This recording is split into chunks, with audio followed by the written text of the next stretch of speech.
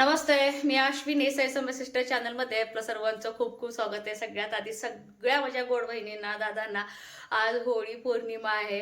होळीच्या सगळ्यांना खूप साऱ्या शुभेच्छा. आणि त्या पौर्णिमा ना संध्याकाळच्या 5:30 म्हणजे पावणे 6 दरम्यानच आपली पौर्णिमा चालू होणार आहे. म्हणजे 5च्या नंतरच त्या आईची पौर्णिमा असते. तर आईनं सगळ्या वाटत होते की आजची पौर्णिमा करावी की नको, पण सहसा आमच्या इकडे ना उगवतीच पौर्णिमा करतात. उगवती म्हणजे दुसऱ्या दिवशीची जी आता काही पौर्णिमा दुपारी असते, काही पौर्णिमा संध्याकाळी लागते. जी फ्रेश सकाळची असते ती पौर्णिमा धरतात. आईनं म्हटलं असो, आज काय उद्या काय एकच आहे, तर उद्याच धरा म्हटलं पौर्णिमा तुम्ही. आणि कुकर लावला होता आपलं पुरणपोळीसाठी.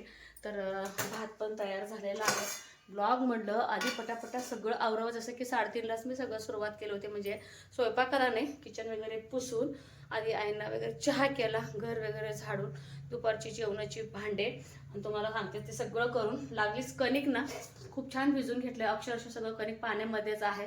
छान असं रॅप करून ठेवले कणकेला. भरपूर पाण्यात मी भिजवून ठेवले, जेणेकरून पोळ्या आपल्या खूप छान येतात. आणि भजीचं पीठ पण मी मळून ठेवले. लागलंच काय शूट बीट काही केली नाही, काही नाही, कारण की गरम पण इतकं व्हायला लागलं. आणि म्हटलं तेच तेच कशाला, पीठ मळून ठेवलं. इतकंच की बघा, ह्या शनिवारी ह्यांनी कोथिंबीरच आणले नाही, विसरलेच. आणि आता मळ्यातली कोथिंबीर पण नाही आहे.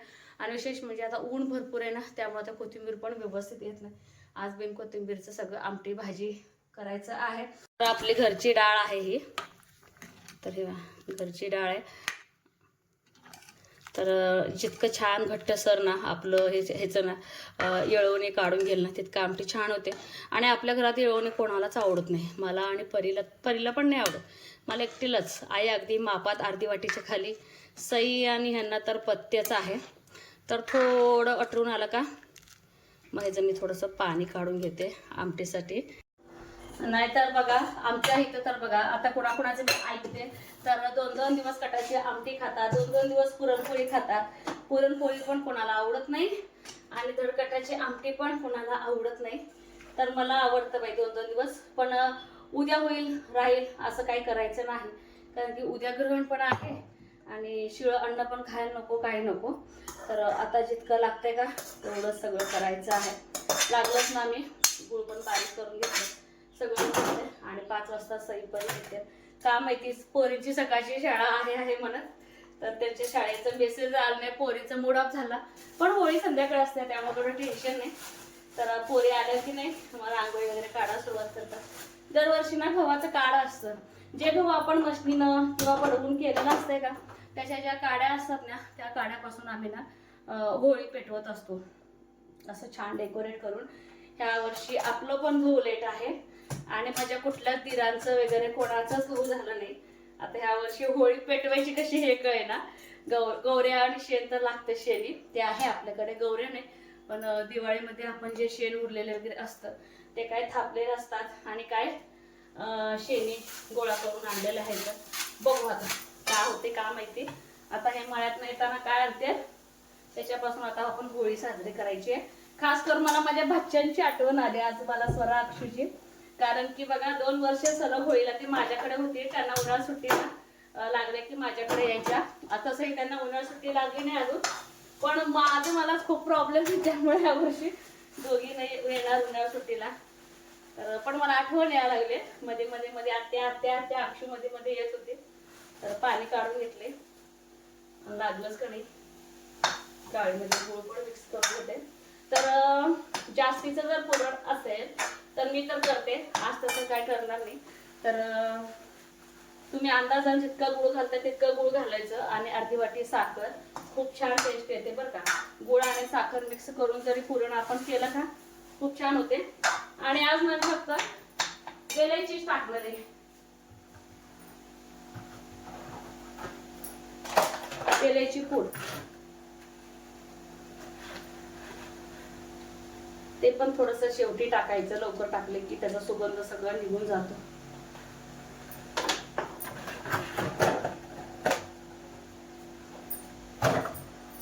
चला पटपट पटपट ना मी पुरण शिजवून घेते.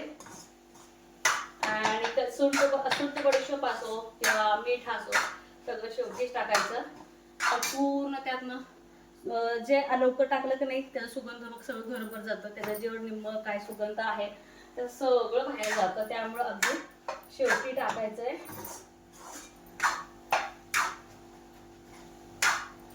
आणखीन एक ट्रिक सांगते, सगळ्यांनाच माहिती आहे पुरणपोळीचं ट्रिक. मला म्हाळाच्या वेळेस माझ्या एका चुलत सासूबाईंना सांगितलं, कारण की म्हाळाच्या वेळेस भरपूर क्वांटिटीमध्ये आपलं पुरण असतं माझं चांगलं 250 म्हणजे भरपूरच असतं.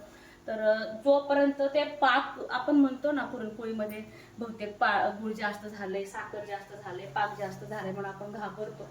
पण जितकं पाक होईल ना तितकं पुरण आपलं चांगलं होतं आणि बिघडत नाही, असं माझे सासूबाई बोलले. त्यामुळे ना जितकं मंद आचेवरती होईल तितकं किती जास्त वेळ लागेल आपलं पुरण बनायला तेवढं चांगलं असतं म्हणे. म्हणजे पोळी अजिबात फाटत नाही, काय नाही. कणिक तर चांगली पाहिजे, पण ती एक ट्रिक मला सांगितले.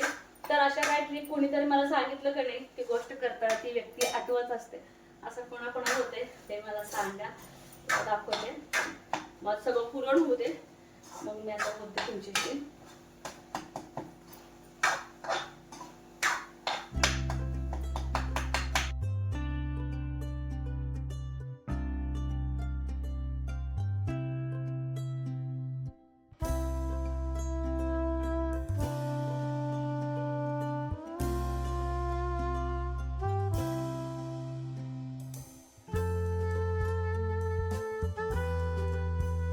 जास्त शूट न करता पटापटा म्हणलं स्वयंपाक आवरून घ्यावं, कारण की वेळ कधी निघून जातं हे कळत नाही. त्यामुळे आणि आईला पण म्हटलं नको तुम्ही करू, मी पटापट सगळं करून घेते, काय थोडा तरी स्वयंपाक आहे. आणि चुलीजवळचं असेल तर आईची 200 मी मदत घेते. होळी रे होळी पुरणाची पोळी आज मला हसायलाच यायला लागले हे वाक्य बोलताना, पण छान वाटते म्हणायला. तर इकडं लागलं सगळं आवरून घेतलं आणि शेवट पुरणपोळी बनवायला घेतलं. नाही म्हणत ना 5:15 वाजले होते.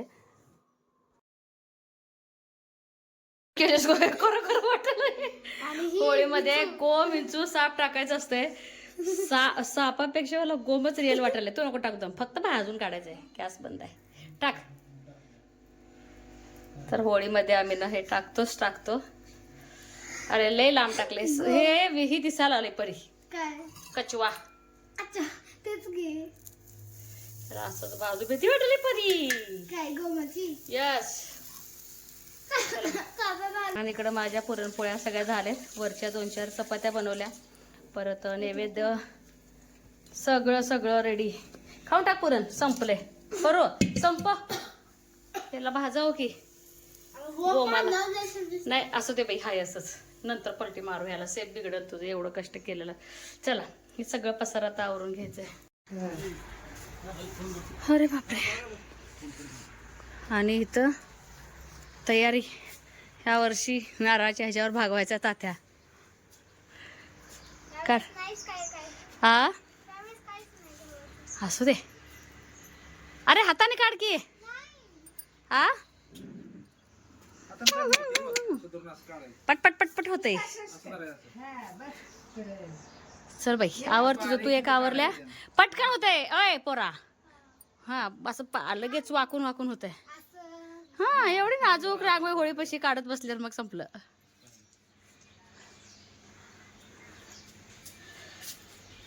छान तयार झाले.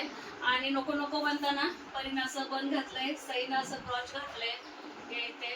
आणि सईचं असं म्हणणं आहे की ह्याच्यावरती सोन्याचं घालू नको, पण सणावार नाही तर मग कधी करायचं, त्यामुळे म्हटलं राहू दे.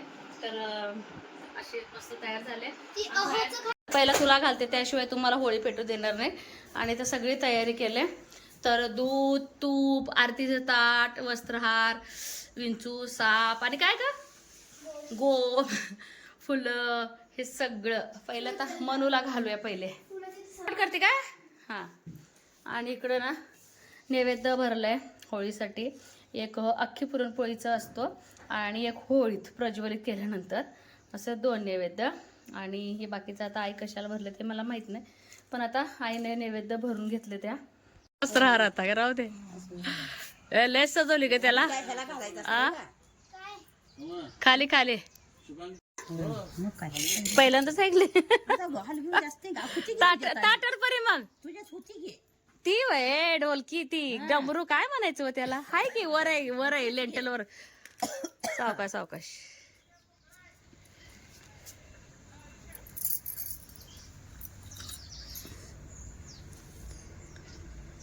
पडलं की काय काय नाही आत आत घाला आज घालू दे घाला की मग आज हा. कशी जळाई मग तेलात हा हा असं लावतोय व्हय? हा लावा लावा लावा हा लावा लावा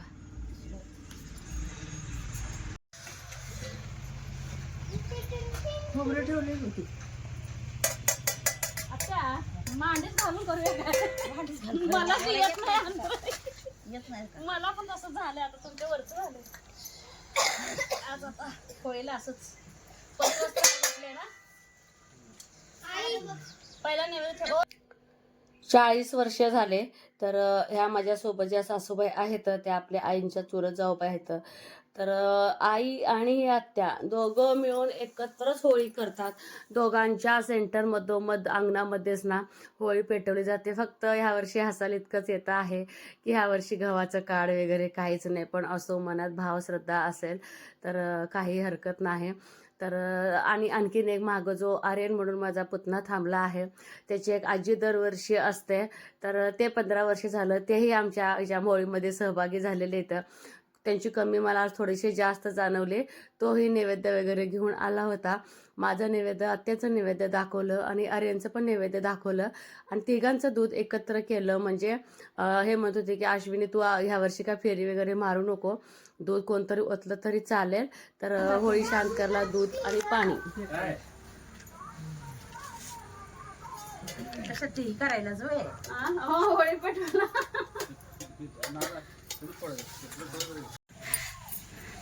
नारळ परत फोडायचं असते होळी शांत झाल्यावर.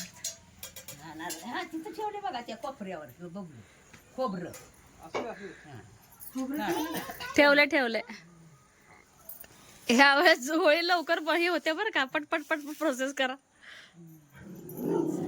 पाणी अरे जरा सोडायचं नाही अरे तू पण जर हे कर घे हात लाव. पाणी जरा वत म्हणा जरा. वतला नाही पाणी. सरा माग लय सरका सरका लय घेतली रे बबलू नाही नाही पलीकडे जाऊ नाही धसकलंय व. अरे जावा की बोंबला की पोरानो हॅलो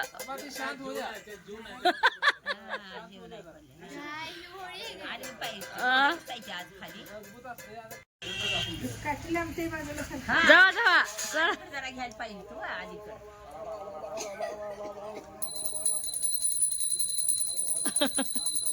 तात्या तोंडावर हात.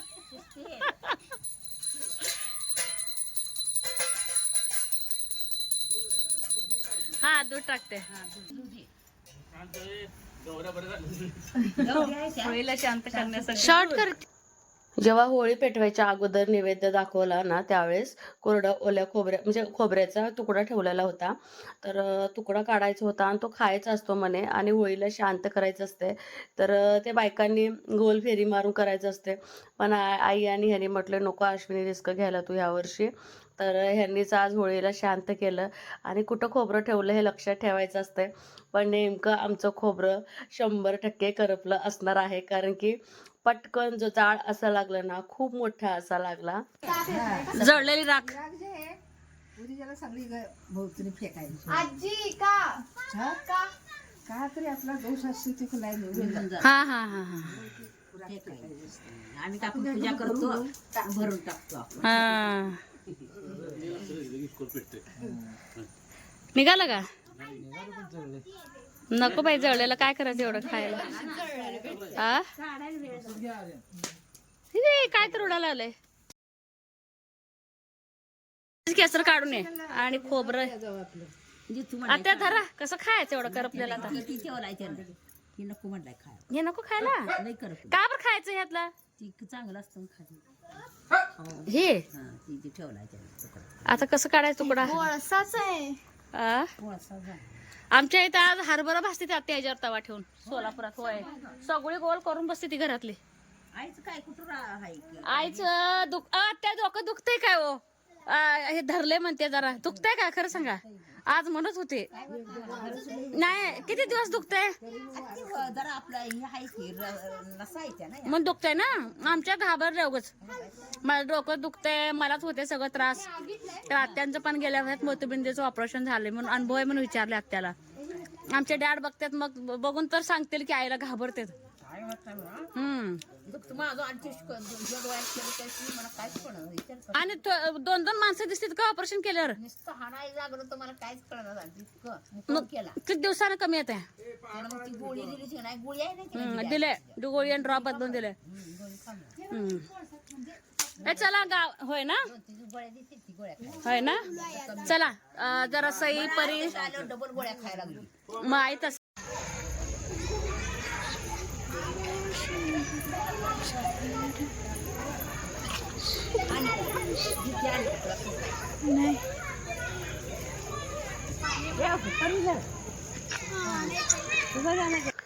आज मंदिरामध्ये ना 7च्या नंतर इतकी गर्दी चालू होते, कारण की प्रत्येकाची होळी पेटवल्यानंतर मग गावात ना पौर्णिमा नाथबाबाला पाया पडायला येतात आणि नैवेद्य दाखवायला येतात.